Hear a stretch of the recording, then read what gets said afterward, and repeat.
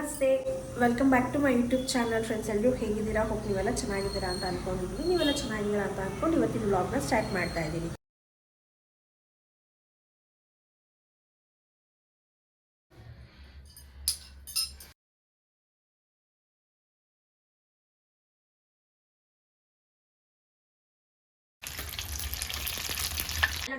ಎಷ್ಟು ಚೆನ್ನಾಗಿ ಹೇಳ್ಕೊತ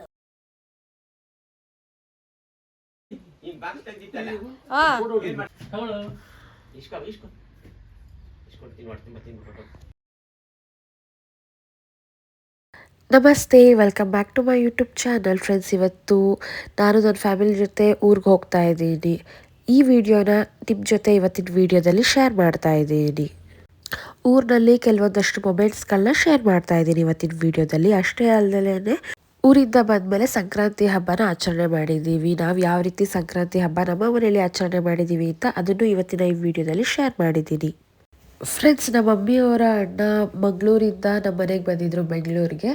ಹಾಗೆ ಬೆಂಗಳೂರಿನಲ್ಲಿ ನಮ್ಮನ್ನೆಲ್ಲ ಮಾತಾಡಿಸ್ಕೊಂಡು ನಮ್ಮನ್ನ ಊರಿಗೆ ಕರ್ಕೊಂಡು ಹೋಗ್ತಾ ಇದ್ದಾರೆ. ಊರು ಬಂದುಬಿಟ್ಟು ಕನಕಪುರದ ಹತ್ರ ಒಂದು ಹಳ್ಳಿ, ಅಲ್ಲಿ ಅಜ್ಜಿ ತಾತನ ನೋಡೋದಕ್ಕೆ ಕರ್ಕೊಂಡು ಹೋಗ್ತಾ ಇದ್ದಾರೆ.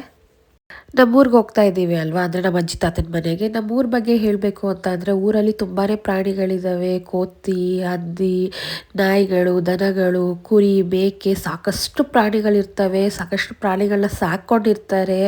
ಇಲ್ಲಿ ಬೆಂಗಳೂರಲ್ಲಿ ನಾವಾಯ್ತು ನಮ್ಮ ಪಾಡಾಯ್ತು ಅಂತ ಇರ್ತೀವಿ. ಅಲ್ಲಾದರೆ ಪ್ರಾಣಿಗಳೆಲ್ಲ ಸಾಕಿ ಅವನ್ನು ಸಹ ಪೋಷಣೆ ಮಾಡ್ತಾ ಇರ್ತಾರೆ. ಊರುಗಳ ಕಡೆ ಎಲ್ಲರ ಮನೇಲೂ ಬೆಕ್ಕಳಿರ್ತವೆ. ಕೆಲವರಂತೂ 3-4 ಬೆಕ್ಕು ಸಾಕೊಂಡಿರ್ತಾರೆ. ಅಲ್ಲೆಲ್ಲ ಇಲಿಗಳೆಲ್ಲ ಜಾಸ್ತಿ ಇರ್ತಾವಲ್ಲ, ಮನೆಗೆ ಬಂದುಬಿಡ್ತಾವಲ್ಲ, ಅದೆಲ್ಲ ತಿನ್ನೋದಕ್ಕೋಸ್ಕರ ಬೆಕ್ಕಳನ್ನೂ ಸಹ ಸಾಕೊಂಡಿರ್ತಾರೆ.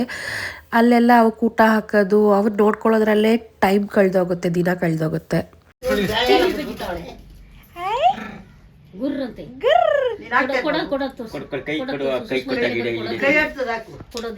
ಬರ್ಲಿ ಅಂತ ಅದು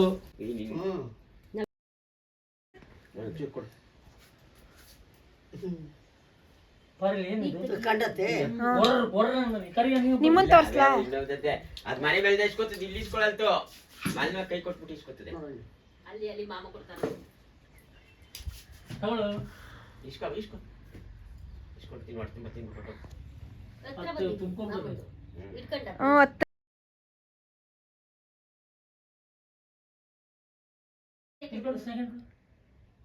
ಸೆಕೆಂಡ್ ಕೊಡ, ಸೆಕೆಂಡ್ ಕೊಡ, ಕೈ ಇಟ್ಕೊ, ಕೈ ಇಟ್ಕೊ, ಇಟ್ಕೊ, ಕೈ ನೋಡೋಣ. ಇಲ್ಲ, ದೋಸೆ ಕೊಟ್ಬಿಟ್ಟು ತಿನ್ಕತ್ತದೆ. ಅದೇ ಸೆಕೆಂಡು. ಓ ಇವನುಗಿತ್ತ ಅವನೇ.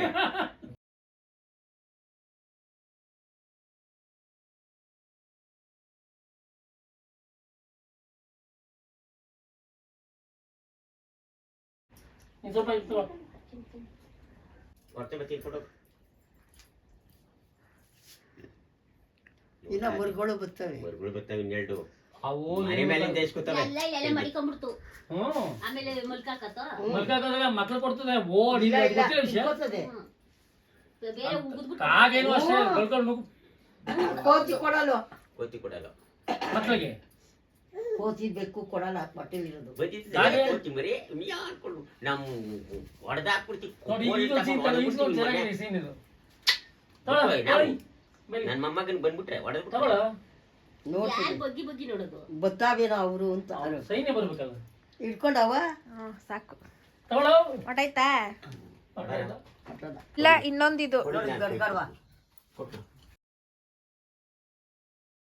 ಇಲ್ಲಿ ನೋಡ್ಬೋದು, ಇಲ್ಲಿ ನೋಡ್ಬೋದು, ಇದು ಮಾಡಿ. ಅದು ಚೆನ್ನಾಗಿ ತಿನ್ಬಿಡುತ್ತೆ.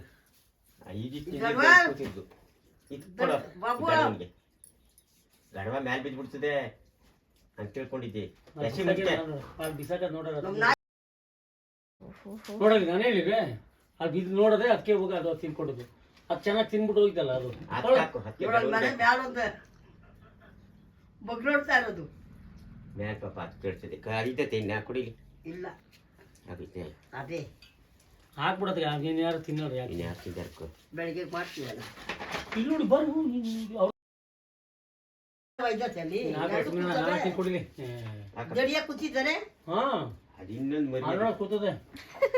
ಕೈ ಒಂದ್ಸಲೇನೆ ಕೈಗೆ ಇಸ್ಕೊತಾನೆ ಇಲ್ಲ. ಈ ಕಡೆ ಬರೋಣ. ಮೇಲ್ ಬಗ್ಗಿ ಇಸ್ಕೊಟ್ಟು ನೋಡ್ದ? ಇಲ್ಲ. ಮೇಲ್ ಬಗ್ಗಿ ಹಿಂದೆ ಇಸ್ಕೊಟ್ಟು. ಕೂಡ ಮ್ಯಾಲ್ ಕೊಡು ಅಣ್ಣ, ಬಗ್ಗಿ ಬಗ್ಗಿ ಇಸ್ಕೊಟ್ಟು ನೋಡ್ಕೊ ಈಗ. ತಗೊಳ್ಳು. ಇಸ್ಕೊಳ್ಳಿ ಇಸ್ಕೊಳ್ಳಿ ತಗೋ ಇನ್ನೊಂದು. ಹುಷಾರು. ಮಗನು ಬಿಡ್ತಾವನ ಇಲ್ಲಿ ಬಾ ತಗೋ ಮಾವನು ಮಗನು ತಾತನೇ ಇರ್ತಾರದಪ್ಪ ವಿಡಿಯೋದಲ್ಲಿ. ಹಿಡ್ಕೋ. ಇಸ್ಕೊಳ ಅಪ್ಪ ಇಸ್ಕೊಳ್ಳಿ. ಇಟ್ಕೋಬೇಕಿತ್ತು ವಿಡಿಯೋ. ಇದು ತಿಂತಿದ್ದೆ ಬಿಡ್ಕೊಂಡಾಗಿ ಇಟ್ಕೊತಾರೆ ತಗೋ, ಈ ಕೊಡ್ತಾನೆ. ಈಗ ಬಾಕ್ಸ್ ತೆಗ್ದಿತ್ತಲ್ಲ ಹಾ ಏನ್ ಮಾಡ್ಕೊತೆ ಅಲ್ಲಿಂದ ಬಂದು ಇಲ್ಲಿ ಮುಸ್ಕಿನ ಅಲ್ಲಿ ನೋಡಿ. ಒಂದು ಹೆಸರು ಬೇಳೆ ನೋಡು ಇಲ್ಲಿ. ಬಿಡಿ ಹೋಗ್ಲಿ. ಯಪ್ಪ. ಅಲ್ಲೋಡು ಎಷ್ಟು ಚೆನ್ನಾಗಿ ಹೇಳ್ಕೊತಾವೆ. ಇದು ಎಷ್ಟು ಚೆನ್ನಾಗಿ ಹೇಳ್ಕೊತಾವ ನೋಡು ಬಾಯ್. ಅಲ್ಲೋಡಲ್ಲಿ ಇರು, ಒಂದ್ ನಿಮಿಷ ಇರು, ಹಂಗೆ ನೋಡ್ತಾ ಹಿಂಗ್ ಮಾಡ್ತಾರೆ ಬಾಯಿ ಬರ್ತದೆ. ಬಾಯಿಗೆ ಬರ್ತದ ಅದು. ನೋಡ್ಕೊ ಹಂಗೆ ಇರು. ಅವೆಲ್ಲ ಗೊತ್ತಾಗತ್ ನೋಡ್ಕೊ. ಪಾಪ ತಿನ್ನಕ್ಕೆ ಮರಿ ಬರ್ತದೆ ನೋಡ್ಕೊ ಇದು ಹೆಂಗೆ ಹೇಳ್ಕೊತ. ಅಲ್ಲೋಡು ಬಾಯಿ ಕಡೆ ಹಿಂಗೆ. ಈಗ ಇಟ್ಕೊಟ್ಟಿದ್ಯೇನು ಅದನ್ನ?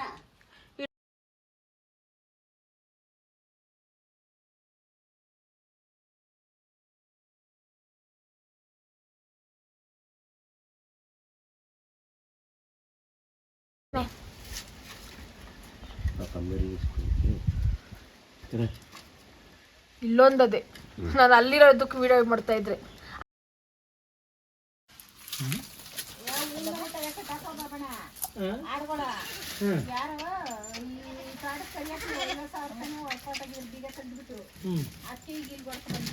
ಈಗ ಇದ ಇದು ಮಾಡಿದ್ರೆ 2 ಕಿಸಿಮ್ಗೆ ಆ ಕಡೆ ಸೊಂಪು ಇದೆಯಲ್ಲ, ಆ ಕಡೆ ಸಂಪಿದೆ, 2 ಕಡೆ ಸಂಪು.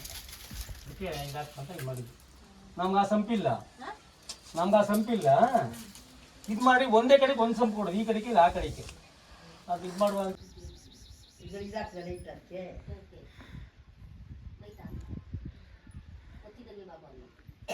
ಫ್ರೆಂಡ್ಸ್, ನಮ್ಮ ಅಜ್ಜಿ ಮನೆ ಹತ್ರ 100 ಕೋತಿ ಇದ್ದಾವೆ. ಅದರಲ್ಲಿ ಒಂದು 10-15 ಕೋತಿಗಳು ಮನೆ ಹತ್ರ ಬರ್ತವೆ. ಡೈಲಿ ಆ ಕೋತಿಗಳಿಗೆ ಊಟ ಹಾಕ್ತಾರೆ ನಮ್ಮ ಅಜ್ಜಿ ತಾತ. ಇವತ್ತು ನಾವೆಲ್ಲ ಹೋಗಿದ್ವಲ್ಲ, ನಾವು ಸ್ವಲ್ಪ ಊಟ ಹಾಕಿದ್ವಿ.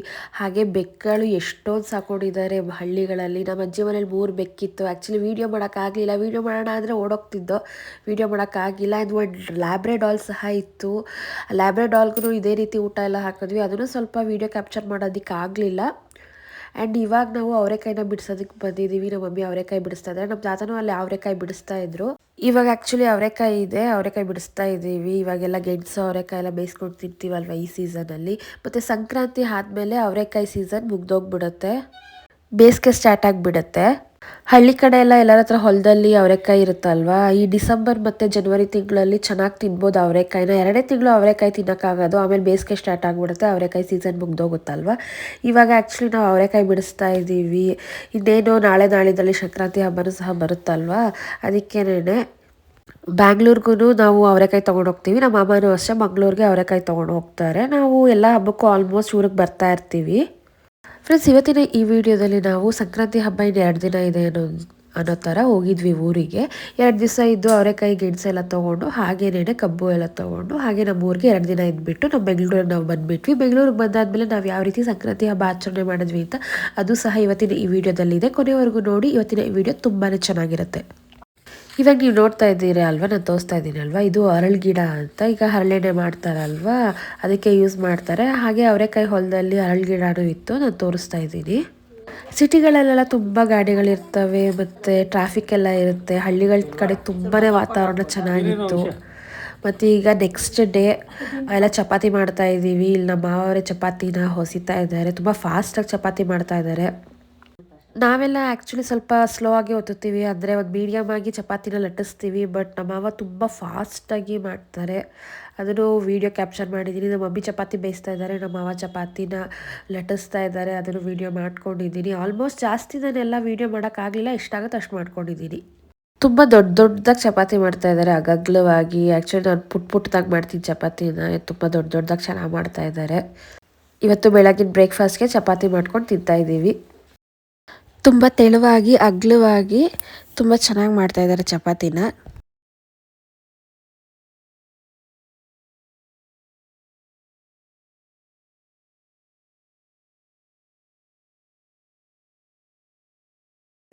ಇದು ಚಪಾತಿ. ವಾವ್, ಎಲ್ಲಿ ಬಂದವ ನಿನ್ ಮಗ ಬಂದ್ಬಿಟ್ಟವನ ಅಲ್ಲಿಗೆ ಹೊಲ ನೋಡ್ಬೇಡ.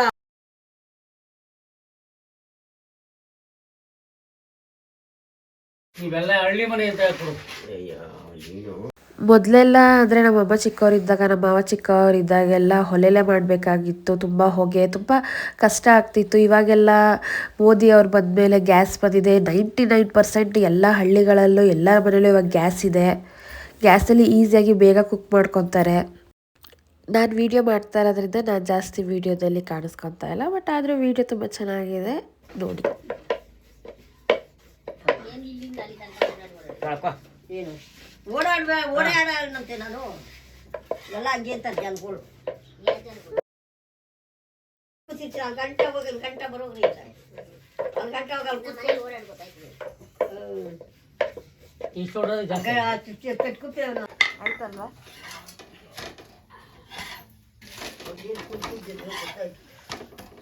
ಕರೀನ ಗೊತ್ತಾನೆ.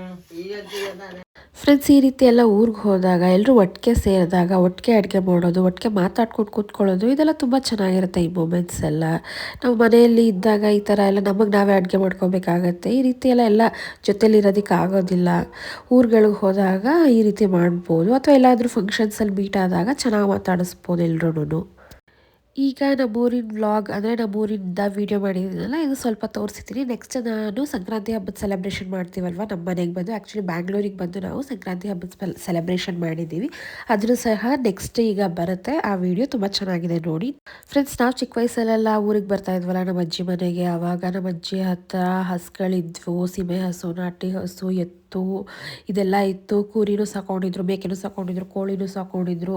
ಮತ್ತು ಒಂದು ಲ್ಯಾಬ್ರೆಡಾಲ್ ಸಹ ಇತ್ತು, ಬ್ಲ್ಯಾಕ್ ಕಲರ್ದು. ಮೊದಲಿಂದ ಆ್ಯಕ್ಚುಲಿ 2-3 ನಾಯಿ ಸಾಕೊಂಡಿದ್ರು, ಬೆಕ್ಕಳೆಲ್ಲ ಇದ್ವು. ಈಗ ಅಟ್ ಪ್ರೆಸೆಂಟ್ ಹಸುಗಳನ್ನ ಸಾಕೊಂಡಿಲ್ಲ. ಇವಾಗ ನಾನು ಬೇರೆಯವ್ರ ಹಸು ತೋರಿಸ್ತಾ ಇದ್ದೀನಿ, ನಾಟಿ ಹಸು. ಇಲ್ಲಿ ಹಸುಗಳೆಲ್ಲ ಹೊಡ್ಕೊಂಡು ಹೋಗ್ತಾ ಇರ್ತಾರಲ್ಲ, ಹಾಗೆ ತೋರಿಸ್ದೆ. ಊರಿಂದ ಬರ್ತಾ ನಾವು ಇಲ್ಲಿ ರಾಮಫಲನ ತಂದಿದ್ದೀವಿ. ರಾಮಫಲ, ಅವರೆಕಾಯಿ, ಗೆಣಸು ಇದನ್ನೆಲ್ಲ ತಂದಿದ್ದೀವಿ. ಈಗ ನಾನು ರಾಮಫಲನ ಬಿಡಿಸಿ ತೋರಿಸ್ತಾ ಇದ್ದೀನಿ. ತುಂಬ ಟೇಸ್ಟಿಯಾಗಿರುತ್ತೆ ಈ ಹಣ್ಣು, ತುಂಬ ಚೆನ್ನಾಗಿರುತ್ತೆ. ಅಲ್ಲೇ ಹಿತ್ತಲಲ್ಲಿ ಮರ ಇತ್ತು, ನಮ್ಮ ತಾತ ಮರದಿಂದ ಹಣ್ಣನ್ನು ಬಿಡಿಸ್ಕೊಟ್ಟಿದ್ದಾರೆ.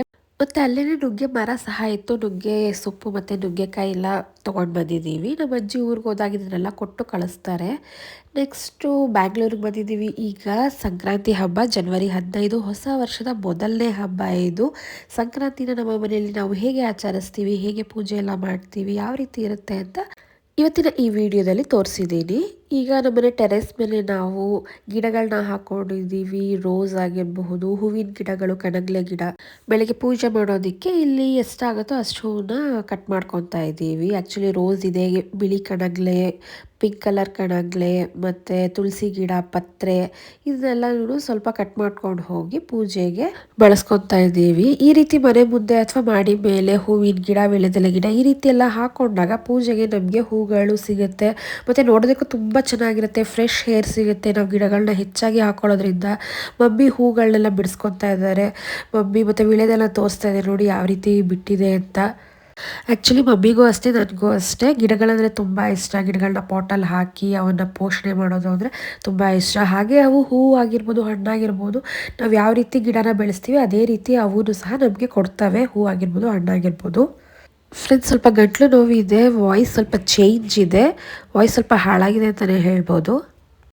ಮತ್ತು ಇವತ್ತಿನ ಈ ವಿಡಿಯೋದಲ್ಲಿ ನಮ್ಮ ಮನೆಯಲ್ಲಿ ಸಂಕ್ರಾಂತಿ ಹಬ್ಬನ ಯಾವ ರೀತಿ ಆಚರಿಸ್ತೀವಿ ಅಂತ ವಿಡಿಯೋ ಮಾಡ್ತಾ ಇದ್ದೀನಿ. ನಾನು ಹಿಂದಿನ ವಿಡಿಯೋದಲ್ಲೇ ಸಂಕ್ರಾಂತಿ ಹಬ್ಬದ ಮಹತ್ವ ಮತ್ತು ವಿಶೇಷತೆ ಹೇಳಿದ್ದೀನಿ. ಸೂರ್ಯನು ಧನು ರಾಶಿಯಿಂದ ಮಕರ ರಾಶಿಗೆ ಪ್ರವೇಶ ಮಾಡ್ತಾನಲ್ಲ, ಅಂತಹ ಸಮಯನ, ಆ ಶುಭ ದಿನನ ನಾವು ಮಕರ ಸಂಕ್ರಾಂತಿ ಅಂತ ಆಚರಿಸ್ತೀವಿ.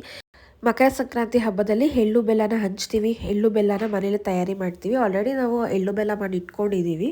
ಈಗ ನಮ್ಮ ಮಮ್ಮಿ ಕಟ್ ಮಾಡ್ಕೊತಾ ಇರೋದು ಇದು ಪನ್ನೀರ್ ಪತ್ರೆ. ನಾವು 2-3 ಪಾಟ್ನಲ್ಲಿ ಈ ಪನ್ನೀರ್ ಪತ್ರೆನ ಹಾಕೊಂಡಿದ್ದೀವಿ. ಅದು ಬೇರೆ ಗಿಡಗಳ ಜೊತೆನೆ ಆರಾಮಾಗಿ ಹಾಕೋಬೋದು, ಚೆನ್ನಾಗಿ ಹಬ್ಕೊಳ್ಳುತ್ತೆ ಈ ಗಿಡ. ಮತ್ತು ಇದು ದೇವ್ರ ಪೂಜೆಗೆ ತುಂಬಾ ಚೆನ್ನಾಗಿರುತ್ತೆ, ಒಳ್ಳೆ ಸುವಾಸನೆ ಬರುತ್ತೆ. ಈ ಫ್ಲವರ್ಸ್ ಮಧ್ಯೆ ಹಾಕಿ ಇದನ್ನು ಕಟ್ಟಿದ್ರೆ ಒಳ್ಳೆ ಸುಗಂಧ ಬರ್ತಾ ಇರುತ್ತೆ. ದೇವ್ರುಗಳಿಗೆಲ್ಲ ತುಂಬ ಇಷ್ಟ ಆಗುತ್ತೆ. ಆಲ್ಮೋಸ್ಟ್ ಹೂವಿನ ಹಾರ ಕಟ್ಟಬೇಕಾದ್ರೆಲ್ಲ ಈ ಪನ್ನೀರ್ ಪತ್ರೆನ ಯೂಸ್ ಮಾಡ್ತಾರೆ. ಆಲ್ಮೋಸ್ಟ್ ನಾವು ಪೂಜೆಗೆ ಬೇಕಾಗಿರೋಂಥ ಪನ್ನೀರ್ ಪತ್ರೆ ಆಗಿರ್ಬೋದು, ರೋಸ್ ಆಗಿರ್ಬೋದು, ಕಣಗ್ಲೆ ಗಿಡ ಆಗಿರ್ಬೋದು, ದಾಸವಾಳದ ಗಿಡ ಆಗಿರ್ಬೋದು, ವೀಳ್ಯದೆಲೆ ಆಗಿರ್ಬೋದು, ಇದನ್ನೇ ನಾವು ಪಾಟ್ನಲ್ಲಿ ಹಾಕ್ಕೊಂಡಿದ್ದೀವಿ. ಆ್ಯಂಡ್ ಫ್ರೆಂಡ್ಸ್, ಕೃಷ್ಣ ತುಳಸಿ ಅಂತ ಕಪ್ಪು ತುಳಸಿ ಗಿಡನೂ ಸಹ ನಾವು ಪಾಟ್ನಲ್ಲಿ ಹಾಕ್ಕೊಂಡಿದ್ದೀವಿ. ಹೂ ಕಟ್ಟೋದಕ್ಕೆ ತುಳಸಿನೂ ಸಹ ಬಳಸ್ಕೊತೀವಿ ಮಧ್ಯ ಹಾಕೋದಕ್ಕೆ. ಸೊ ಫ್ರೆಂಡ್ಸ್, ಈಗ ಮಮ್ಮಿ ಹಾರನ ಕಟ್ತಾ ಇದ್ದಾರೆ. ಹೊರಗಡೆಯಿಂದ ನಾವು ಸೇವಂತಿಗೆ ಹೂವನ್ನ ತಂದಿದ್ವಿ. ಸೇವಂತಿಗೆ ಮತ್ತು ಮೇಲೆ ಕಿತ್ಕೊಂಡಿರುವಂತಹ ಪತ್ರೆ, ಫ್ಲವರ್ಸು, ಕಣಗ್ಲೆ ಹೂವು ಇದೆಲ್ಲ ಹಾಕಿ ಹೂವಿನ ಹಾರನ ಕಟ್ತಾ ಇದ್ದಾರೆ. ಇವತ್ತು ಸಂಕ್ರಾಂತಿ ಹಬ್ಬ ಅಲ್ವಾ, ನೆನ್ನೆನೆ ಮನೆಯೆಲ್ಲ ಒರೆಸಿ ತೊಳ್ದು ಮತ್ತು ದೇವ್ರ ವಿಗ್ರಹಗಳನ್ನೆಲ್ಲ ತೊಳ್ದು ದೇವ್ರ ಫೋಟೋಗಳನ್ನೆಲ್ಲ ಒರೆಸಿ ಇಟ್ಕೊಂಡಿದ್ದೀವಿ. ಇವತ್ತು ಬೆಳಗ್ಗೆ ಬೇಗ ಎದ್ದು ಫ್ಲವರ್ಸ್ ಎಲ್ಲ ಕಟ್ಟಿ ಪೂಜೆ ಮಾಡ್ತಾ ಇದ್ದೀವಿ. ಎಳ್ಳು ಬೆಲ್ಲನ ಆಲ್ರೆಡಿ ಮಾಡಿ ಇಟ್ಕೊಂಡಿದ್ದೀವಿ. ನೆಕ್ಸ್ಟ್ ಇವಾಗ ಕಡಲೆಕಾಯಿ, ಅವರೆಕಾಯಿ, ಗೆಣಸು ಇದೆಲ್ಲ ಬೇಯಿಸಬೇಕು. ಸಂಕ್ರಾಂತಿ ಹಬ್ಬದ ದಿವಸ ದೇವ್ರ ನೈವೇದ್ಯಕ್ಕೆ ಎಳ್ಳು ಬೆಲ್ಲ, ಕಡಲೆಕಾಯಿ, ಗೆಣಸು ಇದನ್ನೇ ಇಡೋದು. ರಾಯರ್ ಫೋಟೋಗೆ ನಾನೀಗ ಗಂಧ ಮತ್ತು ಕುಂಕುಮದಿಂದ ಅಲಂಕಾರನ ಮಾಡಿ ನಂತರ ನಾನು ಮಮ್ಮಿ ಕಟ್ಕೊಟ್ಟಿರುವಂತಹ ಈ ಹೂವಿನ ಹಾರನ ಹಾಕ್ತಾ ಇದ್ದೀನಿ. ಬಿಡಿ ಹೂನು ನಾನು ದೇವ್ರ ಫೋಟೋಗೆ ಅರ್ಪಿಸ್ತಾ ಇದ್ದೀನಿ. 2026ರ ಹೊಸ ವರ್ಷದ ಮೊದಲನೇ ಹಬ್ಬ ಮಕರ ಸಂಕ್ರಾಂತಿ ಹಬ್ಬದ ಶುಭಾಶಯಗಳು ಎಲ್ರಿಗೂ. ಸಂಕ್ರಾಂತಿ ಸಮೃದ್ಧಿ ಬೆಳೆಯಂತೆ ನಮ್ಮೆಲ್ಲರ ಜೀವನ ಸಮೃದ್ಧಿಯಾಗಿರಲಿ ಅಂತ ದೇವರ ಹತ್ರ ಪ್ರಾರ್ಥನೆ ಮಾಡಿಕೊಂಡು ಪೂಜೆನ ಮಾಡೋಣ. ಸಂಕ್ರಾಂತಿ ಹಬ್ಬ ಅಂತ ಅಂದರೆ ಮನೆ ಮುಂದೆ ರಂಗೋಲಿನ ಬಿಟ್ಟು ಬಣ್ಣದಿಂದ ಅಲಂಕಾರನ ಮಾಡಿ ನಂತರ ಮಾವಿನ ಎಲೆ ಮತ್ತು ಹೂವಿನಿಂದ ತೋರಣನ ಕಟ್ಟಿ ಎಳ್ಳನ್ನು ಬೀರೋದು ಅಂತ ಅಂದರೆ ನಮ್ಮ ಅಕ್ಕಪಕ್ಕದವ್ರಿಗೆ, ಸಂಬಂಧಿಕರಿಗೆಲ್ಲ ಎಳ್ಳು, ಬೆಲ್ಲ, ಸಕ್ಕರೆ ಅಚ್ಚು, ಬಾಳೆಹಣ್ಣು ಮತ್ತು ಕಬ್ಬು ತುಂಡನ್ನು ಕೊಟ್ಟು ಶುಭ ಹಾರೈಸೋದು. ಎಳ್ಳು ಬೆಲ್ಲನ ಯಾವ ರೀತಿ ತಯಾರಿ ಮಾಡ್ಕೊಳ್ಳೋದು ಅಂತ ಅಂದರೆ, ಬಿಳಿ ಎಳ್ಳನ್ನು ಹುರ್ಕೋಬೇಕು ಮತ್ತು ಕಡಲೆ ಬೀಜನೂ ಸಹ ಹುರ್ಕೋಬೇಕು. ಕೊಬ್ಬರಿನ ಚಿಕ್ಕ ಕಟ್ ಮಾಡ್ಕೋಬೇಕು. ಬೆಲ್ಲನೂ ಅಷ್ಟೇ ಚಿಕ್ಕ ಕಟ್ ಮಾಡ್ಕೋಬೇಕು. ಮತ್ತು ಹುರ್ಗಡ್ಲೆನ ಮಿಕ್ಸ್ ಮಾಡಿ ಸಕ್ಕರೆ ಅಚ್ಚನ್ನು ಹಾಕಬೇಕು. ಕಲ್ಯಾಣ ಸೇವೆ ಅಂತ ಎಲ್ಲ ಕಡೆ ಸಿಗುತ್ತಲ್ಲ, ಅದನ್ನು ಸಹ ಮಿಕ್ಸ್ ಮಾಡಿದ್ರೆ ಈ ಒಂದು ಎಳ್ಳು ಬೆಲ್ಲ ತಯಾರಿ ಆಗತ್ತೆ. ಎಳ್ಳು ಬೆಲ್ಲನ ಮೊದಲು ನಾವು ದೇವರಿಗೆ ನೈವೇದ್ಯ ಮಾಡಿ ನಂತರ ನಾವು ಸಹ ತಿಂದು ಅಕ್ಕಪಕ್ಕದವರಿಗೆ ಹಂಚೋಣ. ಫ್ರೆಂಡ್ಸ್, ರಾಯರಿಗೆ ಹೂವನ್ನು ಹಾಕಿದ್ದಾಯಿತು. ನಂತರ ಈಗ ದೇವ್ರ ಮನೆಯಲ್ಲೂ ಅಷ್ಟೇ ಎಲ್ಲ ದೇವ್ರುಗಳಿಗೂ ಹೂವನ್ನು ಅರ್ಪಿಸಿದ್ದೀನಿ. ಈಗ ನೈವೇದ್ಯಕ್ಕೆ ಎಳ್ಳು ಬೆಲ್ಲನ ಒಂದು ಚಿಕ್ಕ ಮಡಕೆಯಲ್ಲಿ ಇಟ್ಕೊತಾ ಇದ್ದೀನಿ. ನಂತರ ಎಳ್ಳು ಬೆಲ್ಲ ಆದ ನಂತರ ಕಡಲೆಕಾಯಿ, ಗೆಣಸು ಮತ್ತು ಅವರೆಕಾಯಿನ ಬೇಯಿಸ್ಕೊತೀವಿ. ಸಂಕ್ರಾಂತಿ ಹಬ್ಬ ಅಂದ ಕೂಡಲೇ ಕಬ್ಬಿನ ಸಿಹಿ, ಎಳ್ಳು ಬೆಲ್ಲದ ರುಚಿ, ಸಿಹಿ ಗೆಣಸು, ಕಡಲೆಕಾಯಿ ಇದೆಲ್ಲ ನಮಗೆ ನೆನಪಾಗುತ್ತೆ. ಊರುಗಳ ಕಡೆ ಎಲ್ಲ ಧಾನ್ಯಗಳ ಪೂಜೆ ಅಂತ ಮಾಡ್ತಾರೆ. ರೈತರು ಬೆಳೆದ ಹೊಸ ಫಸಲನ್ನು, ಅಕ್ಕಿ ಆಗಿರ್ಬೋದು, ಕಬ್ಬು, ಶೇಂಗಾ ಏನಾದರೂ ಆಗಿರಬಹುದು, ಅವ್ರೇನು ಬೆಳೆದಿರ್ತಾರೆ ಅದನ್ನು ದೇವರಿಗೆ ಅರ್ಪಿಸಿ ಕೃತಜ್ಞತೆ ಸಲ್ಲಿಸೋವಂಥ ದಿನ ಇವತ್ತು. ಈಗ ನಾವು ದೇವ್ರ ಪೂಜೆಗೆ ಪ್ರತಿಯೊಂದನ್ನು ತಯಾರಿ ಮಾಡ್ಕೊಂಡವಲ್ವ. ನೆಕ್ಸ್ಟು ದೇವರ ನೈವೇದ್ಯಕ್ಕೆ ನಾವಿಲ್ಲಿ ಕಡಲೆಕಾಯಿ, ಅವರೆಕಾಯಿ ಮತ್ತು ಗೆಣಸನ್ನ ಚೆನ್ನಾಗಿ ತೊಳೆದು ಬೇಯಿಸ್ಕೊತಾ ಇದ್ದೀನಿ. ಈಗ ಅವರೆಕಾಯಿ, ಕಡಲೆಕಾಯಿ, ಗೆಣಸು ಮೂರನ್ನು ಚೆನ್ನಾಗಿ ತೊಳೆದು ಒಂದು ಕುಕ್ಕರ್ನಲ್ಲಿ ಹಾಕ್ತಾ ಇದ್ದೀನಿ. ಅದಕ್ಕೆ ತುಂಬ ನೀರು ಹಾಕಿ ಅಂತ ಅಂದರೆ ಅದೆಲ್ಲ ಬೇಯೋದಕ್ಕೆ ಎಷ್ಟು ನೀರು ಬೇಕೋ ಅಷ್ಟು ನೀರನ್ನು ಹಾಕಿ ರುಚಿಗೆ ತಕ್ಕಷ್ಟು ಉಪ್ಪನ್ನು ಹಾಕಿ ಒಂದು 4ರಿಂದ 5 ವಿಷಲ್ ಕೂಗಿಸ್ಕೊತಾ ಇದ್ದೀನಿ. ಊರುಗಳ ಕಡೆ ಎಲ್ಲ ಹಸುಗಳನ್ನ ತೊಳೆದು ಬಣ್ಣ ಹಚ್ಚಿ ಕಿಚ್ಚಾಯಿಸುವಂಥ ಸಂಪ್ರದಾಯ ಇಂದಿಗೂ ಸಹ ಇದೆ. ನಾವು ಊರಿಗೆ ಹೋಗಿದ್ವಲ್ಲ, ಅಲ್ಲೂ ಸಹ ಒಬ್ಬರು ಸಾರ್ಕೊಂಡು ಹೋಗ್ತಾ ಇದ್ರು. ಸಂಕ್ರಾಂತಿ ಹಬ್ಬ ಗುರುವಾರ ಇದೆ, ಹಣ್ಣು ಕಾಯಿ ರೆಡಿ ಮಾಡ್ಕೊಳ್ಳಿ ಅಂತ ಸಾರ್ಕೊಂಡು ಹೋಗ್ತಾ ಇದ್ರು. ನಾವು ಕೇಳಿಸ್ಕೊಂಡ್ವಿ. ನಾವು ಇವತ್ತು ಅಲ್ಲಿ ಇದ್ದಿದ್ದರೆ ಅಲ್ಲಿ ಎಲ್ಲ ಒಂದು ಕಡೆ ಸೇರಿ ಹಸುಗಳನ್ನೆಲ್ಲ, ದನಗಳನ್ನೆಲ್ಲ ಕಿಚ್ಚಾಯಿಸ್ತಿದ್ರು. ಅದನ್ನು ನೋಡ್ಬೋದಾಗಿತ್ತು. ಮತ್ತು ಎಲ್ಲರೂ ಅವ್ರವ್ರ ಹೊಲದಲ್ಲಿ ಧಾನ್ಯಗಳ ಪೂಜೆನ ಮಾಡ್ತಿದ್ರು ಅಂತ ಅಂದರೆ ಅವ್ರು ಬೆಳೆದಿರೋ ಫಸಲಿಗೆ, ಅಕ್ಕಿ ಆಗಿರ್ಬೋದು, ಕಬ್ಬಾಗಿರಬಹುದು, ರಾಗಿ ಆಗಿರ್ಬೋದು, ಇದಕ್ಕೆಲ್ಲ ಪೂಜೆ ಮಾಡ್ತಿದ್ರು. ಅದನ್ನೆಲ್ಲ ನೋಡ್ಬೋದಾಗಿತ್ತು. ಬಟ್ ಸ್ವಲ್ಪ ಬೇಗನೆ ಬಂದ್ವಿ ನಾವು. ನೆಕ್ಸ್ಟ್ ಟೈಮ್ ಊರಿಗೆ ಹೋದರೆ ತೋರಿಸ್ತೀನಿ ಫ್ರೆಂಡ್ಸ್ ಅದನ್ನೆಲ್ಲ. ಈ ಟೈಮ್ ಮನೇಲೆ ಪೂಜೆ ಮಾಡ್ತಾ ಇದ್ದೀವಿ ಸಿಂಪಲ್ ಆಗಿ. ಈಗ ನಾವು 5 ವಿಷಲ್ ಕೂಗಿಸ್ಕೊಂಡಿದ್ದೀವಿ. ಅವರೆಕಾಯಿ, ಕಡಲೆಕಾಯಿ ಮತ್ತು ಗೆಣಸು ಮೂರನ್ನೂ ಈ ಒಂದು ಕುಕ್ಕರ್ಗೆ ಹಾಕಿ ನೀರನ್ನು ಹಾಕಿ ಉಪ್ಪನ್ನು ಹಾಕಿ 5 ವಿಷಲ್ ಕೂಗಿಸ್ಕೊಂಡಿದ್ವಿ. ತುಂಬ ಚೆನ್ನಾಗಿ ಬೆಂದಿದೆ. ಈಗ ಕಪ್ಸ್ನಲ್ಲಿ ಕಡಲೆಕಾಯಿ, ಅವರೆಕಾಯಿ, ಗೆಣಸು ಎಲ್ಲನೂ ದೇವ್ರ ಮುಂದೆ ನೈವೇದ್ಯಕ್ಕೆ ಇಡ್ತಾ ಇದ್ದೀನಿ. ಮತ್ತು ಎಳ್ಳು, ಬೆಲ್ಲ, ಎಲೆ ಅಡಿಕೆ, ಕಬ್ಬು, ಒಂದು ಚಿಪ್ ಬಾಳೆಹಣ್ಣು.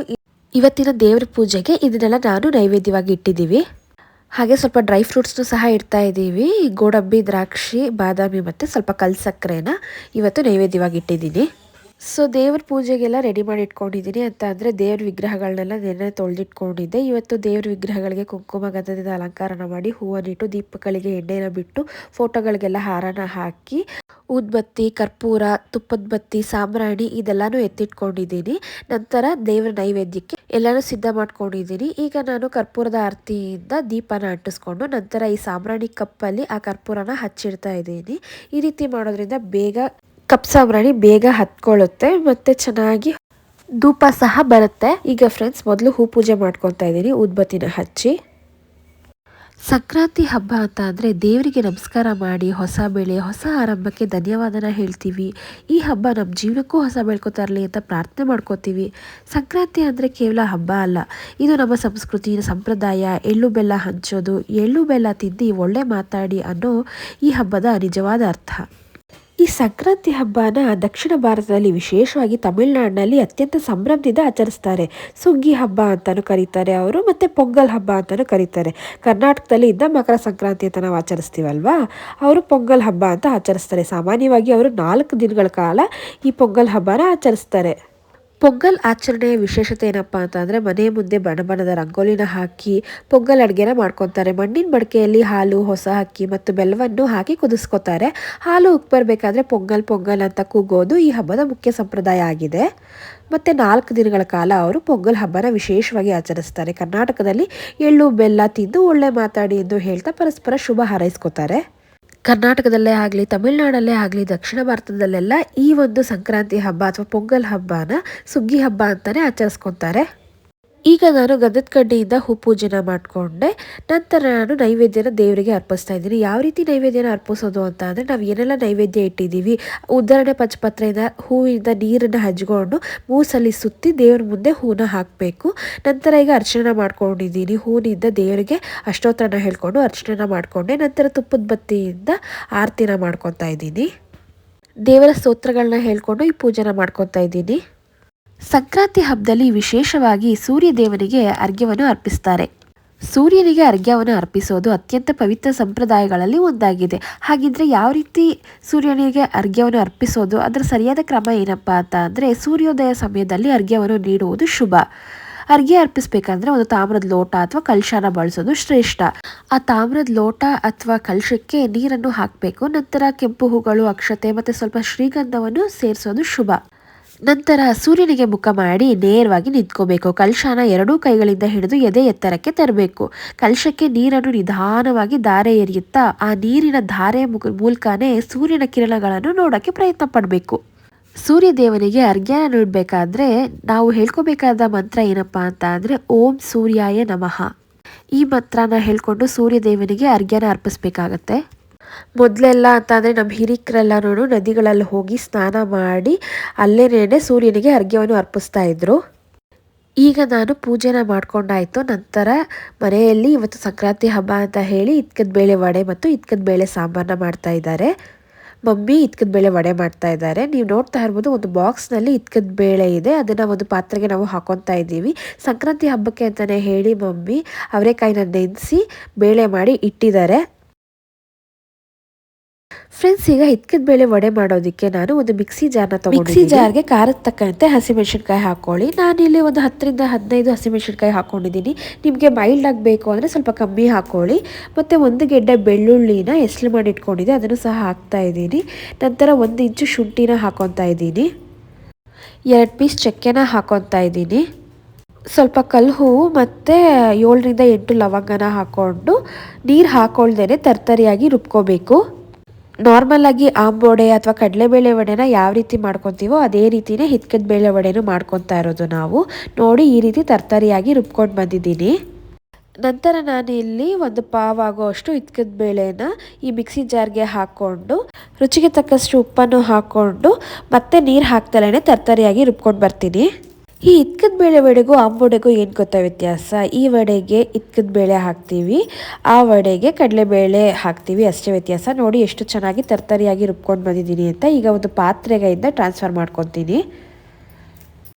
ಈಗ ನೆಕ್ಸ್ಟ್ ಇದನ್ನೆಲ್ಲ ಒಂದು ಪಾತ್ರೆಗೆ ಟ್ರಾನ್ಸ್ಫರ್ ಮಾಡ್ಕೊಂಡು ಆದ ನಂತರ ಮತ್ತೆ ಇನ್ನೊಂದು ಪಾವು ಇತ್ಕದ ಬೇಳೆನ ಹಾಕಿ ಇದೇ ರೀತಿ ತರ್ತರಿಯಾಗಿ ರುಬ್ಕೊಂಡು ಬರ್ತೀನಿ.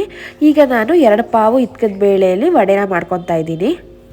ಸಂಕ್ರಾಂತಿ ಹಬ್ಬದಲ್ಲಿ ನಮ್ಮ ಮನೆಯಲ್ಲಿ ಇತ್ಕದ ಬೇಳೆಯಿಂದ ಸ್ವೀಟ್ ಮತ್ತು ಖಾರನ ಮಾಡ್ಕೊತೀವಿ. ಇವತ್ತಿನ ಈ ವಿಡಿಯೋದಲ್ಲಿ ಬರೀ ಇತ್ಕದ ಬೇಳೆ ವಡೆನ ತೋರಿಸ್ತಾ ಇದ್ದೀನಿ. ನೆಕ್ಸ್ಟ್ ವಿಡಿಯೋದಲ್ಲಿ ನಾನು ಇತ್ಕದ ಬೇಳೆ ಸಾರು ಮತ್ತು ಪಾಯಸನ ತೋರಿಸ್ತೀನಿ. ಇದೇ ವಿಡಿಯೋದಲ್ಲಿ ತೋರಿಸಿದ್ರೆ ಲೆಂತಿ ಆಗಿಬಿಡುತ್ತೆ ಅಂದ್ಬಿಟ್ಟು ನೆಕ್ಸ್ಟ್ ವಿಡಿಯೋದಲ್ಲಿ ನಾನು ಪಾಯಸ ಮತ್ತು ಸಾಂಬಾರನ್ನ ತೋರಿಸ್ತೀನಿ ಫ್ರೆಂಡ್ಸ್. ಈಗ ನೆಕ್ಸ್ಟು ಸ್ವಲ್ಪ ಕರಿಬೇವು, ಸ್ವಲ್ಪ ಪುದೀನ, ಸ್ವಲ್ಪ ಸಬ್ಬಕ್ಕಿ ಸೊಪ್ಪು ಮತ್ತು ಸ್ವಲ್ಪ ಕೊತ್ತಂಬರಿ ಸೊಪ್ಪನ್ನು ಚೆನ್ನಾಗಿ ತೊಳೆದು ಸಣ್ಣ ಸಣ್ಣದಾಗಿ ಕಟ್ ಮಾಡಿಕೊಂಡು ರುಬ್ಬಿದ್ದೀನಲ್ಲ, ಈ ಮಿಶ್ರಣಕ್ಕೆ ಸೇರಿಸ್ಕೊತಾ ಇದ್ದೀನಿ. ನೆಕ್ಸ್ಟು ದೊಡ್ಡ ಗಾತ್ರದ ಒಂದು 4 ಈರುಳ್ಳಿನ ಸಣ್ಣ ಸಣ್ಣದಾಗಿ ಕಟ್ ಮಾಡಿಟ್ಕೊಂಡಿದ್ದೀನಿ. ಈಗ ಈ ಈರುಳ್ಳಿನೂ ಸಹ ರುಬ್ಬಿರೋಂತಹ ಮಿಶ್ರಣಕ್ಕೆ ಸೇರಿಸ್ಕೊತಾ ಇದ್ದೀನಿ.